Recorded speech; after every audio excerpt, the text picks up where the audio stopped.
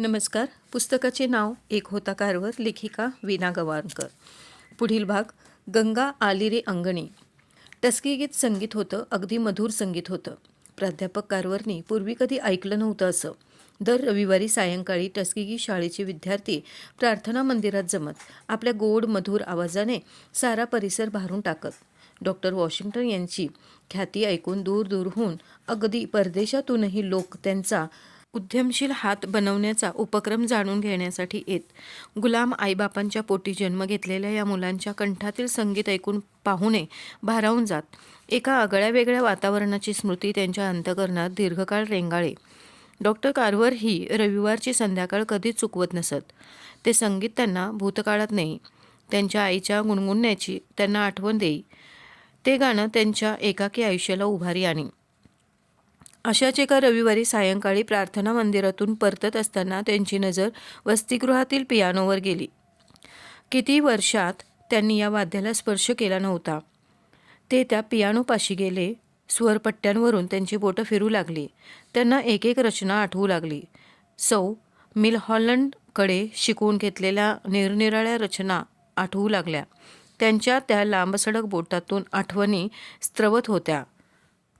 अंधार पडला. प्राध्यापक कारवरांना स्थलकालाचं मुळी भानच उरलं नव्हतं.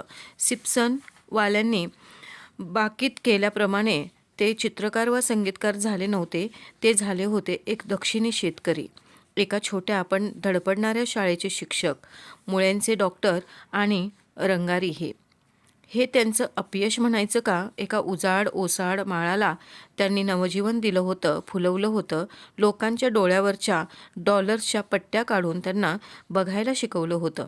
आणि ते लोकही आता डॉक्टर कारवरांप्रमाणे चिखलात, मुळ्यांत, पानाफुलात देव शोधायला शिकले होते. निसर्गाच्या रहस्यांचा मागोवा घेऊ लागले होते. उजाड वैराण माळ दिसामासांनी फळत फुलत होता. याला अपयश म्हणायचं का? तरीही त्यांना वाटत होतं, ही तर नुसती सुरुवात आहे, अजून खूप मजल मारायची आहे. त्यांची बोटं पियानोच्या स्वरपट्ट्यांवरून फिरून फिरून थकली. ते थांबले. चाहूल लागली म्हणून मागे वळून पाहिलं. दिवा लावला गेला होता. दरवाजात बरेच विद्यार्थी दाटीवाटीने उभे होते. वादन थांबताच ते पुढे आले. सर, किती सुंदर वाजवता तुम्ही. प्राध्यापक कारवर विलक्षण संकोचले. जागेवरून उठू लागले. नाही सर, उठू नका, आणखी थोडं वाजवा ना. आम्ही इतकं शास्त्रशुद्ध आणि सुरेल संगीत पूर्वी कधी ऐकलंच नव्हतं. मुलांनो, मी काही वादक नाही. सर, तुम्ही तर नेहमी उपदेश करता की आपल्याकडे आहे ते देत राहावं. तेवढ्यात वसतिगृहाची घंटा घणघणली. दिवे मालवून झोपी जाण्याची नेहमीची सूचना होती ती. नाईलाजाने सारेजण आपापल्या खोलीत परतले. प्राध्यापक कारवरही परतले. उद्या पहाटे आपल्या देवाच्या सानिध्यात त्याचा कौल घ्यायलाच हवा.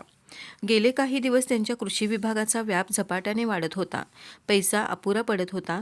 त्यांनी केलेले प्रयोग फायदेशीर ठरल्याने त्यांच्या विभागासाठी जास्तीत जास्त जमीन लागवडीसाठी देण्यात आली होती. पण पैशाअभावी बेत तडीत जात नव्हते. डॉक्टर वॉशिंग्टन आपल्या अमोघ वक्तृत्वाच्या जोरावर संस्थेसाठी फंड गोळा करत. ही अलौकिक देणगी प्राध्यापक कारवर यांच्यापाशी नव्हती. पण कालच्या पियानो वादनाने आणि विद्यार्थ्यांनी केलेल्या प्रशंसेने काही नवेच विचार त्यांच्या मनात घोळू लागले होते. थोड्याशा संकोचानेच त्यांनी शाळेचे कोषाधिकारी श्री वॉरन लोगन यांच्यापुढे एक प्रस्ताव मांडला. वाद्यवृंद तयार करून त्यांच्या कार्यक्रमांद्वारे पैसे उभे करण्याचा. श्री लोगेन डॉक्टर कारवरांना पूर्णपणे ओळखून होते. उत्तरेकडचा हा अबोल विनम्र संशोधक किती कर्तृत्ववान आहे हे ते जाणून होते. आजवर डॉक्टर कारवरने जे जे कार्य हाती घेतलं होतं त्याला अपेक्षेहून कितीतरी अधिक पटीने यश लाभलं होतं. मातीचं सोनं करणाऱ्या प्राध्यापक कारवर यांनी मांडलेल्या नुसत्या प्रस्तावावरच निर्भर होऊन श्री लोगननी साऱ्या दौऱ्याची आखणी करायला सुरुवात केली. डॉक्टर कारवर फावल्या वेळात पियानोवर रियाज करू लागले. विद्यार्थ्यांनाही आता इतक्या दिवसांच्या अनुभवाने सरांच्या कोणत्याही कृतीबद्दल नवल वाटेनासे झाले होते. नवल तरी कशाचं करावं, आणि तेही रोज रोज. दौरा यशस्वी झाला. आपल्या वाद्यवृंदांच्या कार्यक्रमातून ते आवश्यक तो निधी जमवू लागले. यापेक्षा अधिक फायदा या दौऱ्यांमुळे झाला. या दौऱ्यांच्या निमित्ताने त्यांनी खरी दक्षिण अमेरिका पाहिली.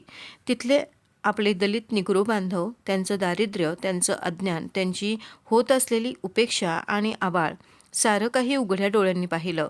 अजूनही दक्षिणेत गुलामगिरी ही नैसर्गिक अवस्था मानली जात होती. निग्रोला दुय्यम मानव म्हटलं जात होतं. मुक्ततेनंतर निग्रोंच्या सामाजिक स्थानात फरक पडला नव्हता. अजूनही त्यांना सार्वजनिक ठिकाणी, सार्वजनिक वाहनात, एवढंच काय सार्वजनिक बागातही मज्जा होता. रस्त्यावरून जाणाऱ्या गोऱ्याला ओलांडणं किंवा आडवं जाणं या निग्रोंच्या गुन्ह्याला चाबकाची शिक्षा मिळत होती. सामोऱ्या येणाऱ्या गोऱ्यांसाठी त्याला रस्ता सोडून बाजूला व्हावं लागत होतं. स्वतःच्या हिमतीवर शिक्षण घेऊन नोकरी करणाऱ्या, व्यवसाय करणाऱ्या निग्रोंचा होणारा उपमर्द ही तर नित्याचीच गोष्ट. कोणी अस्मिता दाखवू धजलं की पाठीवर आसूड बसलाच. अजूनही निग्रोला श्रीयुत किंवा श्रीमती आपल्या नावामागे लावता येत नव्हतं. लावल्यास शिक्षा ठरलेली. चामडी सुटेपर्यंत चाबकाचे फटके. पुन्हा न्याय मागण्याची सोय नाही. मागणार कुठे?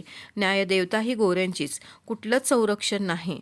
मग चेहऱ्यावर उदास लाचार हसू कवचासारखं बाळगून जीव जगवण्याची केविलवाणी धडपड. दाक्षिणात्य म्हणत आमच्या निग्रोंच्या चेहऱ्यावर नेहमीच हसू असतं. कोण म्हणतं गुलामगिरीत ते सुखी नाहीत? तीच नैसर्गिक अवस्था त्यांना मानवते. बहुजन समाज शेतकरीच. मोडकळीला आलेली लाकडी खोपटं, त्यात राहणारे ते निग्रो बांधव आपलं अस्तित्व तगविण्यासाठी जीवापाड कष्टत होते. त्या लाकडी खोपटात माणसं तरी किती? डझनाच्या वर. लहान मोठे सारे एकत्र राहायचे, एकत्र खायचे, हातावरतीच घेऊन. चालता चालता किंवा भिंतीला पाठ लावून उकिडवं बसून एकत्रच निजायचे. बिछाना वगैरे भानगड नाहीच. खिडक्या, तावदानं, पडदे यांची माहितीच नाही. बहुतेक खोपटातून शौचकूप हा प्रकार नव्हता. होता तिथे तरट, फळकूट यांच्या आधारे कसाबसा उभारलेला. खायचे जिन्नस लांबवरच्या बाजारातून विकत आणलेले, तेही ठराविक मांस, पीठ आणि काकवी. दारात काही पिकवून खाता येतं. कोंबड्या, बदकं, डुकरं, एखादं दुभतं जनावर आपली पोटाची गरज भागवू शकतात याचं ज्ञानही नाही. जीवनसत्वांच्या अभावामुळे पेलाग्रा, स्कर्व्ही अशा रोगांनी पछाडलेली माणसं. पिण्याचं पाणी कोसा 2 कोसावरून आणलेलं, त्यामुळे पाणी पिण्यात काटकसर. इतर वापर तर फार दूर राहिले. परिणाम व्हायचा तोच होत होता. कातडी भेगाळत होती. जमीनही अशीच भेगाळली. पागोळ्यांच्या पाण्याने जमीन धुपून चांगली 25 फुटांची खळ पडली तरी दखल नाही. सारं मानवी जीवन कसं कोणत्याही क्षणी गडप होऊन जाईल अशा टोकावर आलेलं. दौऱ्यावरून आल्यानंतर त्यांचं मन एका वेगळ्याच दिशेने विचार करू लागलं. समाज प्रबोधनाचा हा आगळा अभूतपूर्व उपक्रम डोक्यात शिजू लागला. या आपल्या बांधवांना जागं करायला हवं. ती माझी नैतिक जबाबदारी आहे. डॉक्टर वॉशिंग्टन पुढे त्यांनी आपले विचार मांडले. त्यांना उत्पादन कसं करावं, कशाचं करावं आणि उत्पादनाचं पुढे नेमकं काय करावं हेही शिकवणं आवश्यक आहे. घरं बांधून त्यात राहायला, दूध दुभत्यांची सोय करायला शिकवलं पाहिजे. टस्किगीत त्यांच्या दारात जायला हवं. डॉक्टर वॉशिंग्टन या उपक्रमाला मान्यता न देते तरच नवल. 1899 साली पहिल्या फिरत्या कृषी विद्यालयाने जन्म घेतला. आपल्या कार्यक्रमाची व्यवस्थित आखणी करून एका हातगाडीवर सारं सामान व्यवस्थित जमवून निवडक विद्यार्थ्यांसह प्राध्यापक कारवर मोहिमेवर निघाले. टस्किगी शाळा शेतकऱ्यांच्या अंगणात जायला निघाली. खेड्यापाड्यातून घरोघरी हिंडताना आपलं म्हणणं सप्रयोग समजावून देण्यासाठी तेथील माती, पाणी यांच्या तपासणीसाठी काही साधी का होईनात उपकरणं त्यांना बरोबर न्यावी लागत. ही उपकरणं मांडण्यासाठी, आपली प्रयोगशाळा फिरतीवर नेण्यासाठी म्हणून त्यांनी स्वतः आराखडा काढून त्याप्रमाणे एक नवीन हातगाडी तयार करून घेतली. या दौऱ्यात प्राध्यापक कारवर आपल्या गरीब बांधवांच्या खोपटातून राहत. आपल्या मृदू बोलाने, विनयशील स्वभावाने, अकृत्रिम स्नेहाने त्यांना आपलंसं करत. पुरेसा मोकळेपणा निर्माण झाला की प्राध्यापक कारवर त्यांना जमिनीची मशागत कशी करावी, ती खोलवरच का करावी, बियाणं कसं निवडावं, कसं तयार करावं या सर्व बाबतीत सोप्या भाषेत माहिती देत. परसातला एखादा वाफा हिरव्या पालेभाज्यांसाठी राखायला ते सांगत.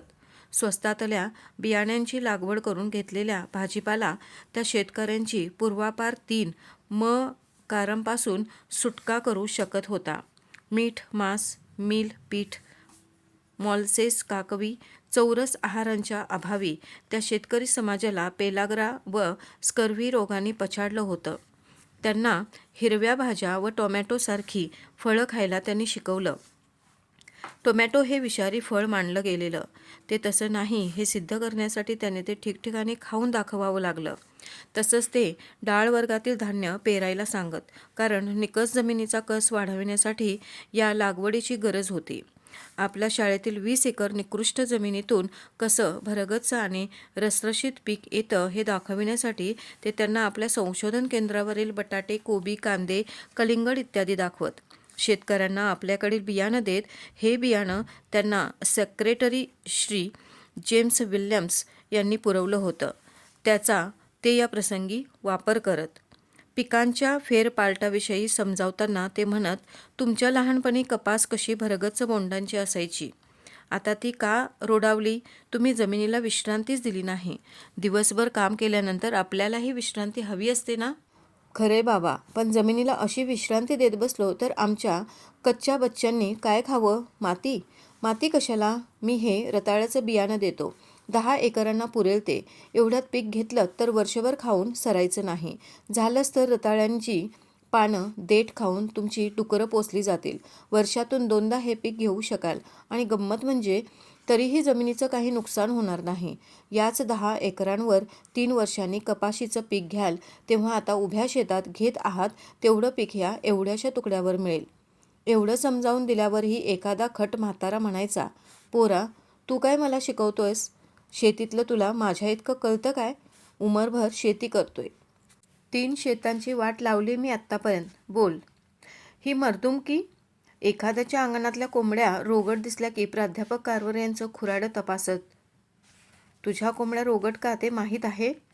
त्यांच्या खुराड्यात सूर्यप्रकाश पोहोचतच नाही, म्हणून कुऱ्हाडं दमट राहतं आणि त्या आजारी होतात. तसं नाही कारवर. ती अंडी पौर्णिमेला उबवली होती ना, म्हणून त्या कोंबड्या अशा. हा जंतर-मंतरचा प्रभाव. असं सारं असूनही प्राध्यापक कारवर माघार घ्यायला तयार नव्हते. त्यांना समजावत होते. घराघरातून खेडोपाडी फिरतच होते. कोणी समजूतदार त्यांच्या म्हणण्याप्रमाणे शेतीत बदल करी, त्याचा आपला फायदा शेजारचा शेतकरी पाही. तोही मग प्राध्यापक कारवारांचं ऐके. त्यांचं ऐकल्याने नुकसान तर कधीच होत नाही, उलट पूर्वी कधी नव्हे एवढा फायदा होतो याची खातरजमा होत होती. प्राध्यापक कारवारांची मशागत चालूच होती, न थकता न खचता. धन्यवाद.